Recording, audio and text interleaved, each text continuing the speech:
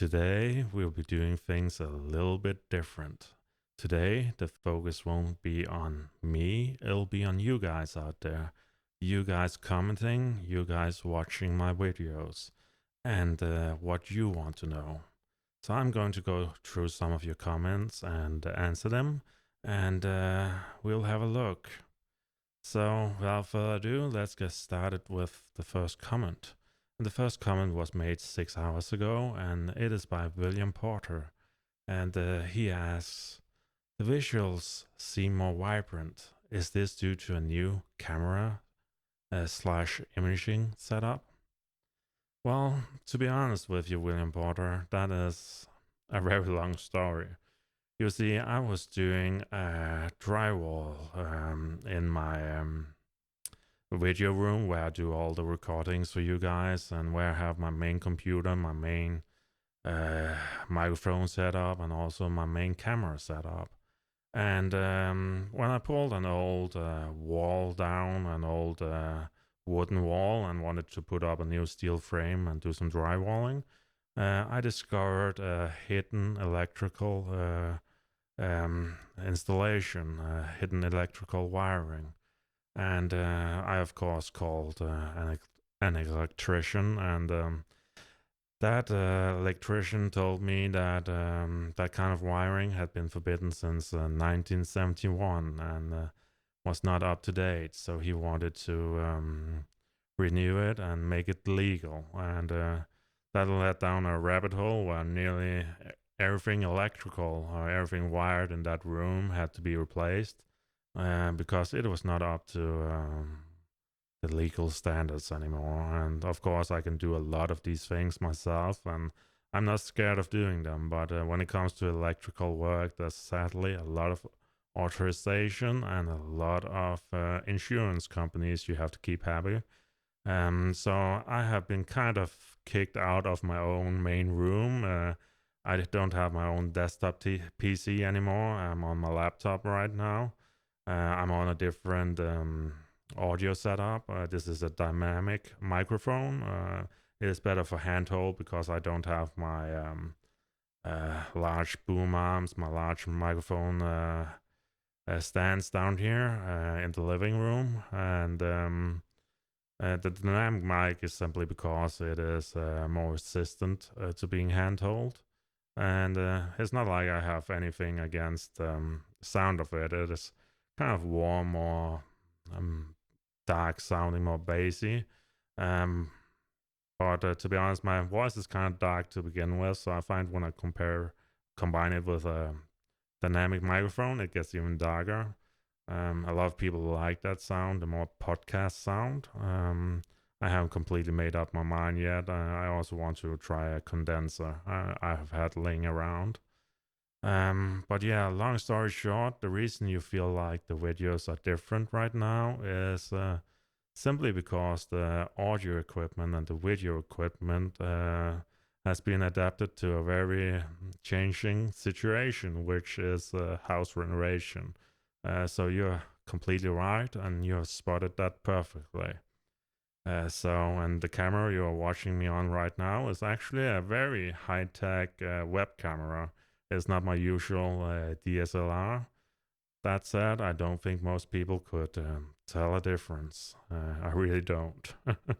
So, in that way, I still think the quality is still decent. It might be different, but it's still decent. But I really want to improve a lot of things when I get my main room back. And I have also told the electrician to put in some extra installations so I have more power outlets so I can have more equipment which will help me make the quality of the channel a little bit better, I think. But in the meantime, I've been looking a lot into audio equipment and a lot of other things to improve the quality of the channel. Sadly, I don't have a microphone stand. Like I have this boom arm I can put on a table, but the table in the living room, which is the long table, is simply so wide that I can't get the clamp around it. So really, that's one of the main issues I had, and I don't have a table microphone stand. I have these large um, microphone stands, but no table microphone stand. I don't know why. I never thought I would need one, but I'm about to order one, so I don't have to get very tired in my arm because this microphone actually weighs like half a kilo. It is a SM57, a Shure microphone, and it is heavy. It is the same weight as your average hammer, and you could probably hammer in a nail with this one too. A very sturdy built microphone for sure. But let's continue here and look at some other questions. And the next question is, I'm happy I came across your channel. It is so interesting and informative. And that is by Jana Atvarokova. I'm sorry if I didn't pronounce that right, but I'm very happy that people find my channel informative. And I can sometimes critique roses a bit excessively, but that is because I want you to get the best roses possible. And I won't really be like most other YouTubers out there praising every rose to the sky, because at the end of the day, I know most of you can only have, maybe if you're lucky, you have space for 20 roses. And I really want to make sure that those roses you have in those 20 spots are the best ones. And that's why I often am very selective, and I often go through a lot of roses. I think this year I have thrown, don't know if it's like 30 or 40 roses I've already thrown out, but I have thrown out a lot of roses. And yeah, but really happy you found the channel interesting and informative, and I'll try to make it even better in the future. But let's continue here. And next one is Irene NL. And she says, thank you, not a rose I've seen much about before. Well, that is kind of how I do things. I go through maybe sometimes like 100 roses a year, and out of those 100 roses, there might be a lot of unknown roses. And I really want to bring those unknown roses to the foreground so more people start growing them, because a lot of unknown roses are really excellent. They have amazing fragrance. And I think sometimes what happens in the rose community is everyone gets focused on one particular rose for 3 years, and everything is about that rose. But I'm not going to do that. I'm going to try a lot of different breeders, a lot of different roses, and I'm simply going to go through a lot of roses, and I'm going to tell you my honest opinion about which rose is the best rose for me, and really focus on the fragrance of those roses. But I'm very happy that I can introduce people to a lot of new roses. And the rose in question here, Princess Alexandra Renaissance, and also called the Rich School Rose, is definitely a rose to get, because it and Delish are my two favorite citrus scented roses. They're really amazing roses, and I actually like the flower head and also the form shape of Princess Alexandra Renaissance a lot more than Delish, because Delish gets kind of tall, the flowers droop a little bit. While something like Princess Alexandra Renaissance is actually quite compact, and the flowers are quite upright and just gorgeous, in my opinion. So really, if you get an opportunity to try that rose, I definitely think you should go ahead and get your own plant of it. It is a wonderful rose for sure. And that is what I'm trying to do with the channel. I'm trying to introduce you to a lot of new roses you might otherwise have overlooked. Because not a lot of people have the opportunity to go through hundreds of roses like I'm doing. So this is really to help people out a bit, and so you can continue your own journey and maybe build on the work I'm doing. Like you can take my work and build on it and give it your own spin, and you can listen to other YouTubers, hear their opinion, and form your own. That's how I also did it when I started out. I listened to 3 different people, and I'll compare their opinion, and I would make up my own mind. And I really think you should do that. That is an excellent way to do things. But really happy you're learning some new roses, and thank you for watching the channel, Irene. And let's continue here. Next up, we have Howard, and he says, I still haven't learned my lesson about the variety.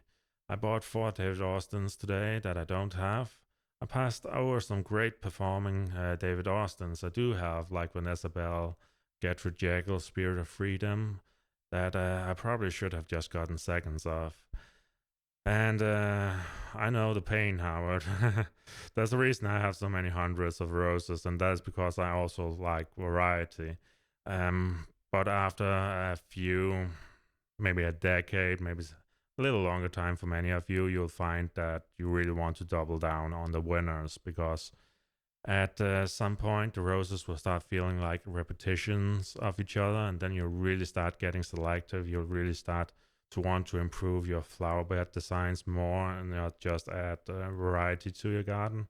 But I totally get that the stage of a lot of people, where a lot of people are in the stage where you just want to get a lot of different varieties of roses and see what happens. I was no different when I started out. I bought so many roses the first year or two, and that really also helped me understand roses, that the different species, the different fragrances.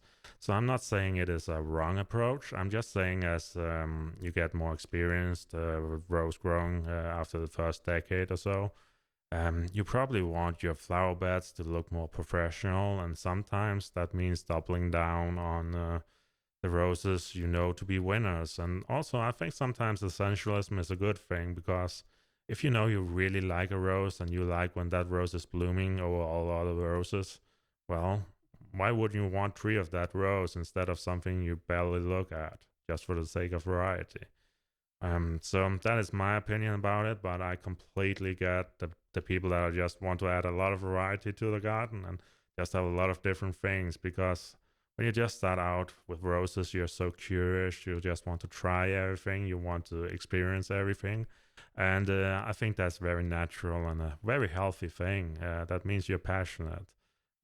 But of course, with time, you might end up like me, and you might dull down the variety a bit for that more conformity, that more professional look when you're redesigning your flower beds.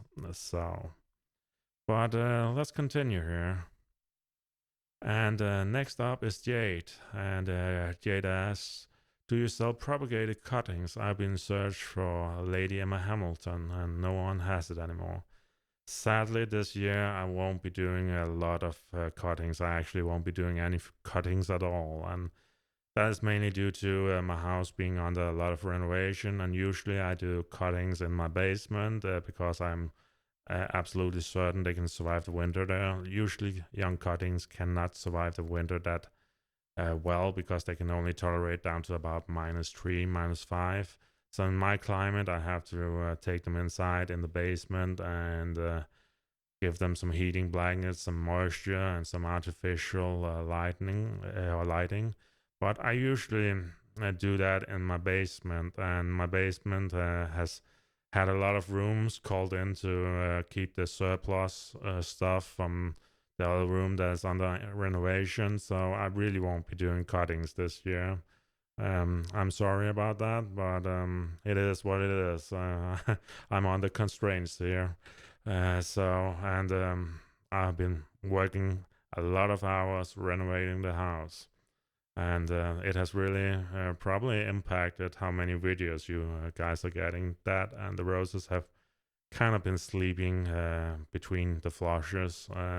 They're starting the second flush now, so yeah, that has kind of led to a more pause in my video production. That and the fact that I'm stuck on the laptop right now, and the laptop takes about 30 minutes to do a video that would take me like 10 minutes before with the desktop setup. So I'm also under some creative constraints here because of my equipment right now. It's not my main equipment. And even though I like the audio chain right now, the new audio chain I just set up, I still feel like the computer and a lot of the other things are kind of a hindrance for me right now because of how slow they are. So, but yeah, another issue for me selling cuttings to people is, of course, I always want to be helpful, but a lot of times there's a lot of red tape, a lot of legal paperwork, and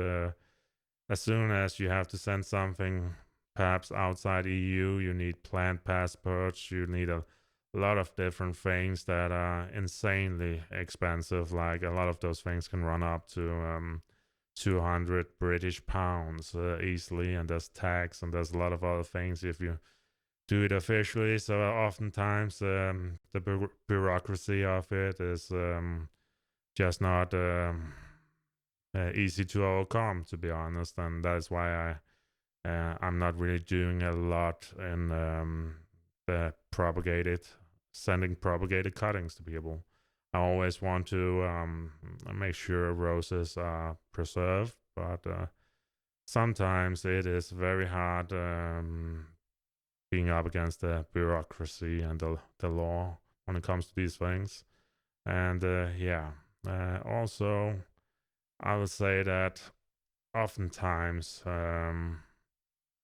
roses, if you're patient for 3 years, you'll often find the rose regardless.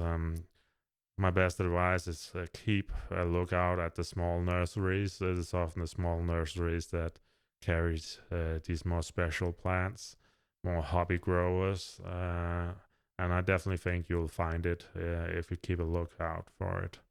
Of course, if people live in nearby in Denmark, I might have a different approach, or in one of the nearby countries. But to be honest with you all, this year I won't be doing cuttings at all because, uh, yeah, because of the renovation, really, and that room being completely crowded right now with different furnitures and a lot of other things. But of course, I always want to be helpful. But thanks for the question, Jade, and let's move to the next question here. And the next question is: you got to add Sean Diefontaine or Martha Stewart. Very strong, lasting scent. Great as a cut flower. And the question was by AGBTG. And a lot of you have been recommending me different roses. And I really want to try all the roses I can get my hands on. I think in my area there's like 3,000 different varieties of roses, and about 200 to 300 varieties are changed or introduced every year. So there's a bit of a limit to what I can get a hold on. But I have noticed you people are recommending Gentle Hermione, Evelyn, you've recommended Bienvenue, you've recommended Amnesty International. Also Delbarros, I believe Molinard it was called, and Sutter's Gold, and you people have been recommending me so many roses. I have a whole list, and don't worry, I don't forget any of it. I have it all written down, and when it comes to buying new roses soon, I'll have a look at what I can get a hold of. So thanks for asking the question, ADBTD. And I'll definitely keep a lookout if I can get a Martha Stewart rose and a lot of the other roses you guys out there have been recommending. So, yeah, guys, this was it for today. Thanks for watching and take care out there.